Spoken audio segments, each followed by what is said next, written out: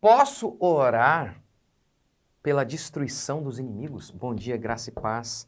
Nosso devocional de hoje baseado no Salmo 35. São chamados salmos imprecatórios, em que os salmistas pedem por vingança.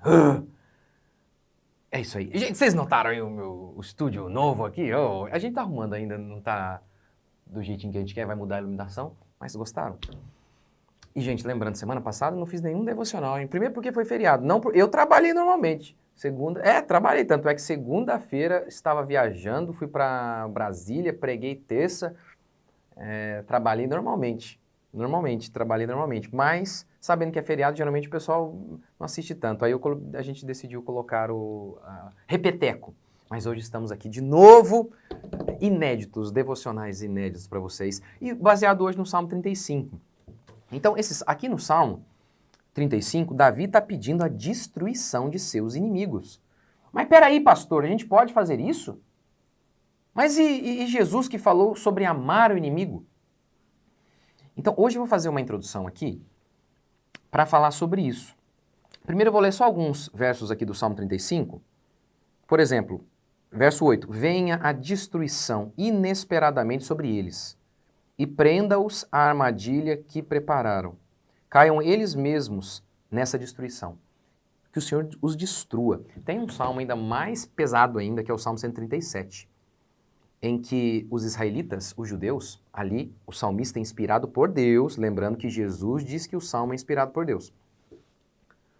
O salmista inspirado por Deus pede que os bebês, que os filhos da Babilônia, as crianças, sejam esmagadas contra a pedra. E aí? E aí? Isso é para hoje, mas não. Muitos pastores vão dizer, esse salmo, como que eles encaixam isso no Novo Testamento? Primeiro, alguns dizem, esse salmo está errado. Isso aqui não é palavra de Deus. O problema é que Jesus disse que é palavra de Deus, então a gente vai ficar com quem? Com o Kivitz ou com Jesus? Porque o Kivitz diz que a Bíblia tem que ser atualizada. Ou seja, ele crê que a Bíblia contém a palavra de Deus. Mas a Bíblia não é a palavra de Deus. Se eu afirmo que a Bíblia é a palavra de Deus, de Gênesis a Apocalipse, ela é a palavra de Deus. Se eu digo que ela contém, significa que há partes que ela não tem a palavra de Deus, ela apenas contém. Mas a interpretação correta é a Bíblia é a palavra de Deus. Toda ela, de Gênesis a Apocalipse, porque o próprio Cristo é o chanceler, aquele que chancela a palavra de Deus. Ok, então a gente já anula essa. Alguns outros dizem, não, isso é coisa do Antigo Testamento. Não é que o Antigo Testamento esteja errado, é palavra de Deus, mas não vale mais. Essa é uma outra, já vou mostrar que está errado. Uma terceira é que isso aqui, eu vi um vídeo de um pastor chamado Vitor Fontana dizendo que isso aqui, esses salmos imprecatórios, eles têm a ver com o seguinte, é Davi orando, pedindo a punição de seus inimigos, e os inimigos aqui seríamos nós, o povo de todos nós, sem exceção. É um trem que não... Da onde ele tirou isso? Não tem nenhum versículo, nada que diga isso. Nada, não tem nada. É só porque o Jesus da cultura, porque tem o Jesus da cultura, que é o Jesus, inclusive, adorado por jogador de futebol que à noite sai com a prostituta e no outro dia está pedindo a bênção de Deus ali para jogar. Então, esse Jesus da cultura, que é um Jesus que não é o Jesus bíblico, é com base nesse Jesus que esse pastor diz isso. É com base nele.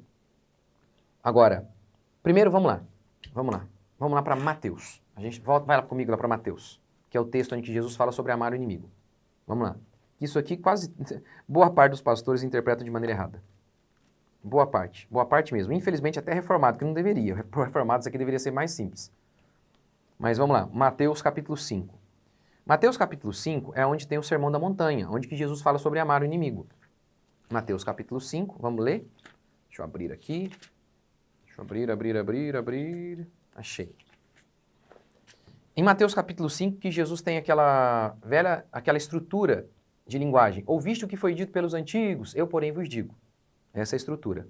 Como que boa parte dos pastores interpretam esse sermão do monte, essa linguagem de Jesus? Ouviste o que foi dito é a lei, eu, porém, vos digo é a graça.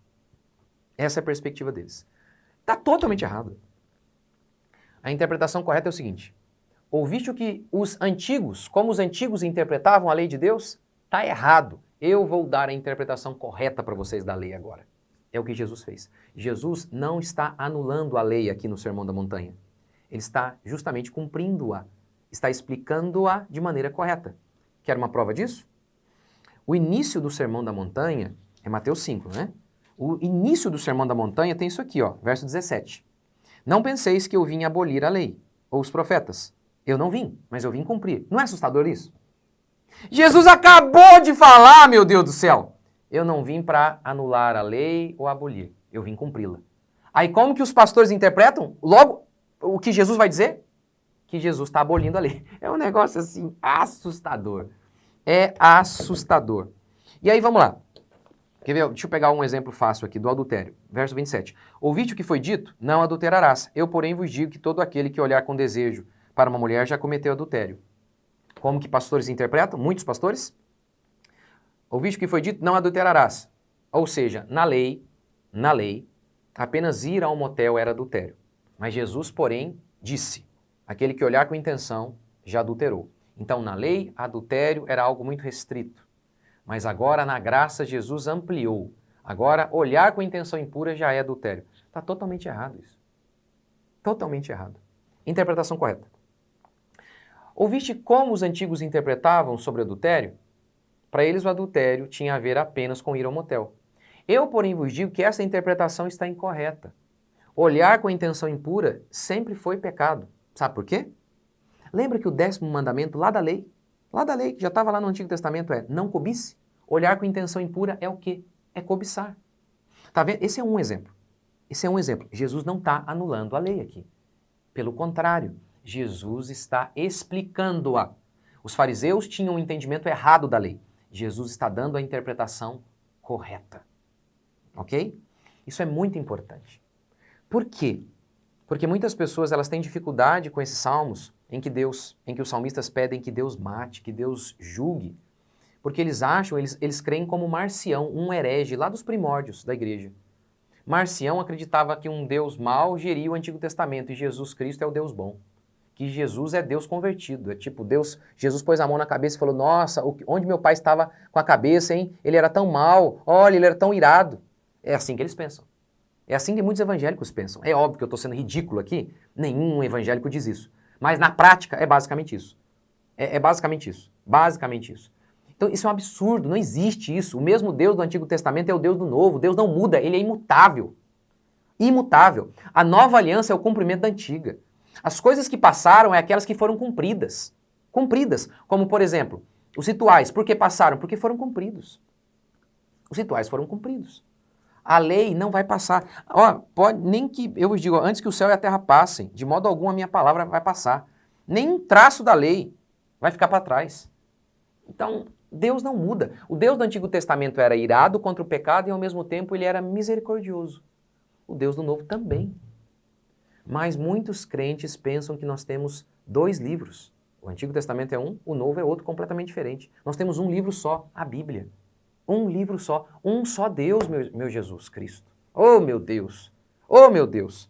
Então, basicamente seria isso. E aqui a gente tem em Mateus também, ó, verso 43. Ouviste o que foi dito? Amarás o teu próximo e odiarás o teu inimigo. Não tem nenhuma ordem no Antigo Testamento. Odeie seu inimigo. Não tem. Não tem isso. Então isso aqui é como que os antigos interpretavam a lei de Deus. Como que eles interpretavam? Eles interpretavam assim, ó, ame o vosso amigo e odeie o inimigo. Não tem nada disso.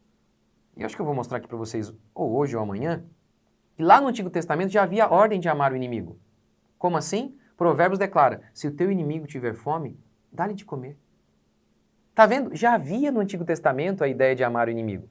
Portanto, isso aqui também não é Jesus anulando o Antigo Testamento, anulando o Salmo imprecatório. Não pode ser. Não faz sentido. E também, como eu vou mostrar acho que hoje ou amanhã, no Novo Testamento há várias orações imprecatórias. Várias orações em que o povo de Deus pede vingança. No Novo Testamento tem.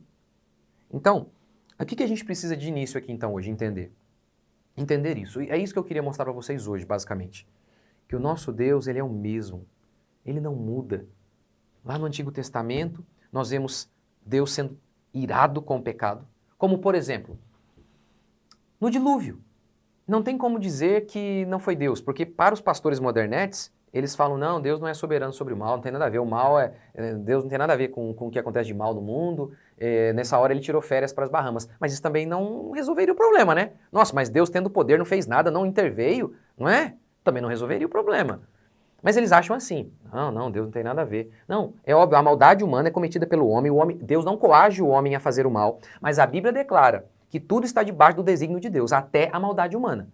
De modo que Deus não coage o homem a fazer o mal, mas a Bíblia declara que sim, tudo que acontece, até o fio de cabelo que cai da nossa cabeça, está debaixo da determinação divina. Mas isso eles não creem. Não pode. Não, o que é isso? Isso não pode. Tá bom. Como é que eles lidam então com Noé? O texto diz assim, ó, que Deus viu a maldade humana e Deus falou que iria matar. Não tem como eles falarem, não, foi o diabo. Porque lá em Jó foi o diabo também, mas mesmo assim Jó falou, Deus tirou. Deus tirou. Mas nem essa desculpa eles podem dar, porque o texto diz que Deus faria. E Deus matou criança, matou velho, matou todo mundo. Isso a gente vê no Antigo Testamento. Ao mesmo tempo, nós vemos a graça de Deus no Antigo Testamento. Ora, como as pessoas do Antigo Testamento foram salvas? Pela graça. E onde a gente via isso? Lá no sacrifício. Cada sacrifício era um anúncio da graça de Deus. Aqueles homens de Deus do passado foram salvos pelo Cristo que viria. Nós fomos salvos pelo Cristo que já veio. Todos foram salvos pela fé. Todos foram salvos pela graça. Não existe outro meio de salvação.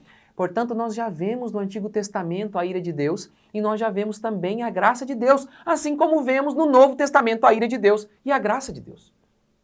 Quer um exemplo? Novo Testamento, vai. Ananias e Safira são mortos porque fazem uma mentirinha de nada. Uma mentirinha de nada. Eles mentiram, trouxeram lá de oferta 50 mil reais, mas tinham vendido o terreno por 100. Eles nem eram obrigados a trazer aquela oferta, mas porque mentiram, foram mortos. Nem foi uma mentira assim que prejudicou uma pessoa, e foram mortos no culto. Imagine você ir para um culto desse, depois alguém pergunta para você, como que foi o culto hoje? Foi ótimo. 2 pessoas morreram. E a gente vê outros exemplos disso no Novo Testamento, da ira de Deus. A gente vê na ceia. O povo não estava cultuando a Deus de maneira correta, por isso Paulo falou. É por isso que tem gente doente e morrendo no meio de vocês, porque vocês não valorizam o culto, não valorizam a ceia. Meu Deus do céu, que assustador. Hein? Assustador, hein? Então a gente vê isso no Novo Testamento. Agora a gente vê também a graça no Novo Testamento. Assim como é a cruz. Na cruz nós vemos a ira de Deus e a graça de Deus ao mesmo tempo. Então é isso que você tem que se lembrar. O Evangelho, o amor de Deus, ele não anula a justiça divina. E como que inúmeras vezes as duas andam juntas, eu vou falar sobre isso aqui ao longo da semana. Então você tem que entender isso. Você tem que se lembrar disso. Como, por exemplo, Deus como Pai, vai, eu vou dar um exemplo aqui, vai. Deus, ele vem e arrebenta com a gente, dá umas pancadas na cabeça da gente. Isso é o juízo. Mas é através disso que a gente se arrepende e volta para Ele. Então isso também é o amor dele por nós. Olha que coisa! É a misericórdia dele por nós. Portanto, hoje aqui eu não expliquei ainda como relacionar as duas coisas, hein? Essas orações do Antigo Testamento, pedindo a morte dos inimigos, e aqui no Novo Testamento, Jesus dizendo para orar pelo inimigo. Eu ainda vou explicar isso amanhã.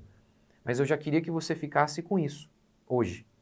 Primeiro, que Deus não muda. Segundo, as duas coisas devem existir juntas. O salmo está correto e vale para hoje. Aquele salmo em que Davi ora pela destruição de seus inimigos.